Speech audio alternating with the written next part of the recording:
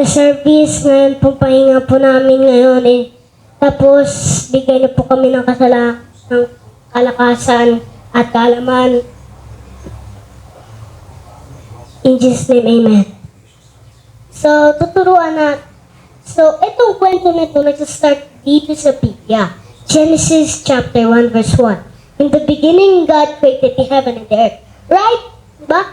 Create niya yung heaven, mga angels, langit, tapos create niya yung earth. So, 6 days, si God create niya yung human and woman. Diba? Create niya yun, mga tao na yun. So, si Adam, ang first father, ang unang tatay, tapos si Eve, ang unang magulang, nanay. Diba? Sila ang mga pinakaunang magulang sa mundo.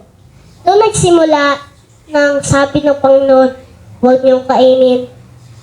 Sabi na nga, huwag niyong kainin yung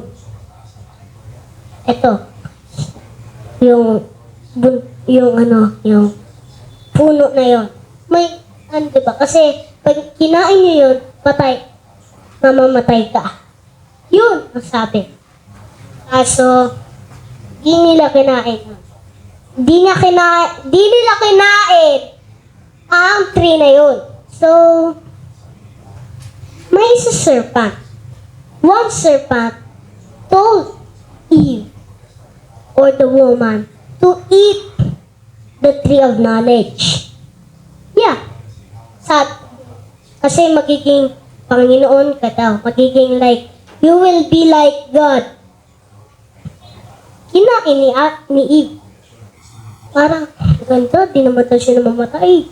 Tapos, pinakain ni Eve kay Adam. Di din siya namatay. Biglang nagtago sila ng naked!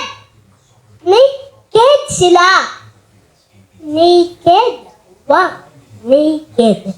So, naked si Eve and Adam and Eve sa Garden of Eden. Nagtatago sila sa Panginoon. Tapos ang Panginoon biglang bumabasa sa mundo. Yan ang pinakaunang seed or sin ng tao. Yan ang pinakaunang sin ng tao, di ba? Pinakaunang sin, okay? Pinakaunang sin ng tao yan. Sabi na Adam at sa Panginoon, we're naked, Lord. Naked nga. Naked sila. Naked sila. Ba? Naked. Wala. Ang una, hindi pa nila kinain yung apple, yung tree of knowledge. Naked sila. Wala silang clothes, di ba? So, yun. Kinain nila. May naked na sila. Naked. Naked. Pinakaunang word, naked na, di ba? Naked na sila. Ba? They forsaken. Diba? They're naked. They're naked! So, pinalabas sila. Pinalabas sila ng Panginoon. At di na pinalik. Di na nakita yung Garden of Eve. Kahit pag tayo nagpunta-punta doon, di na natin makikita yun. Kasi nga wala na eh. Diba? Walang taong makakapunta doon. Kaya di din nahanap ng mga tao. Diba? Di din nahanap ng mga tao ang Garden of Eden. Yun. So ang serpent kasi ay snake siya, diba? Eh, ginanto din ng Panginoon yung snake. Yung serpent. Rush! Tapos, tinapon sa floor. Yan, diba, ganyan, diba, ganyan. Yeah. Tapos, kinuha na yung serpent. Finish niya. Tapos, binato niya. Grabe, diba? Grabe ang bato ng Panginoon. Kaya, walang taong makakalaban sa Panginoon. Bakit? Kailangan niya bang tulong? Kasi di kailangan ng tulong ang Panginoon dahil siya ay may maraming powers. Di lang isa, kundi marami. Tayo, wala naman tayong powers, di ba? Di naman tayo yung creator eh. Di ba? Di tayo ang creator. Siya ang creator, di ba? Praise the Lord. So, yun, pinash ng Panginoon. Tapos, binato. Diba? Umalis yung serpent. Diba? Di na nakita ang Garden of Eden. Walang taong makakapunta doon. Mga animals lang nakatira doon, diba? Walang taong makakapunta doon. Maganda siyang garden. Lock. May angels na nagbabantay. 2 angels nagbabantay. Praise the Lord. Praise the Lord. 2 angels nagbabantay doon sa garden. Alalayan natin, may 2 angels nagbabantay doon sa garden of Eden. Diba? Praise the Lord. Wala nang taong makakapasok doon. Wala lang iba. Kahit isa. Wala. Walang taong nakakapunta doon. Di lang isa basta. Wala. Ha? Wala. Pinalabas sila doon. At doon nagyari si Cain and Abel.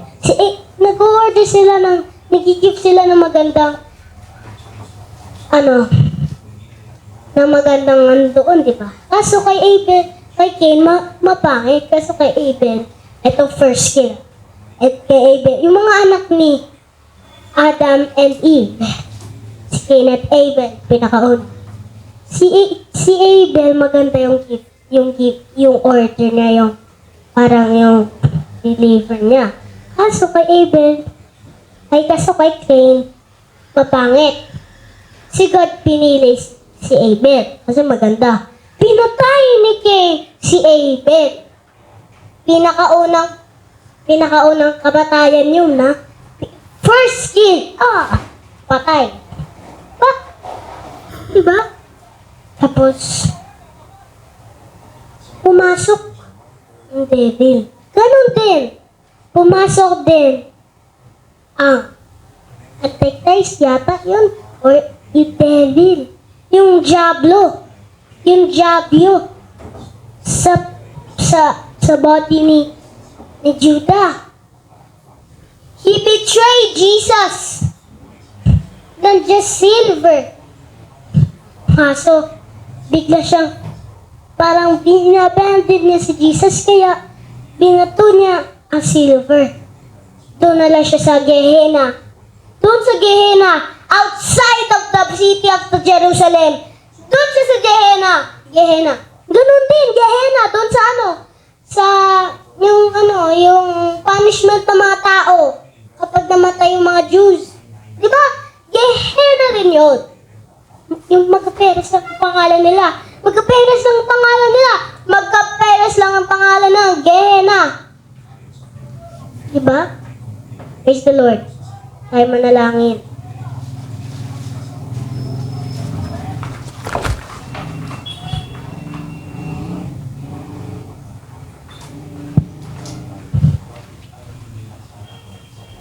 Tayo manalangin. 9 minutes lang po to. 9 minutes lang po to. Okay? Story lang po to. Okay? Lord, samahan niyo po kami ngayon. Araw na po nitong linggo. Lord, praise the Lord po sa ngayon. Itong kwento po nito. Bigyan niyo po kami ng kalakasan sa Holy Word of God. Kids online channel at sa Christian preaching. Lord, salamat po. Binigyan niyo po kami ng kalakasan at kaalaman. Ito po ang close prayer po namin. At alam namin po, nandito ka sa harapan po namin. Sa mga kwento na ito, in Jesus' name, Amen. Dito ba? In Jesus' name, Amen, Amen, Amen, Amen, Amen, Amen, Amen. Thank you, Lord. Okay.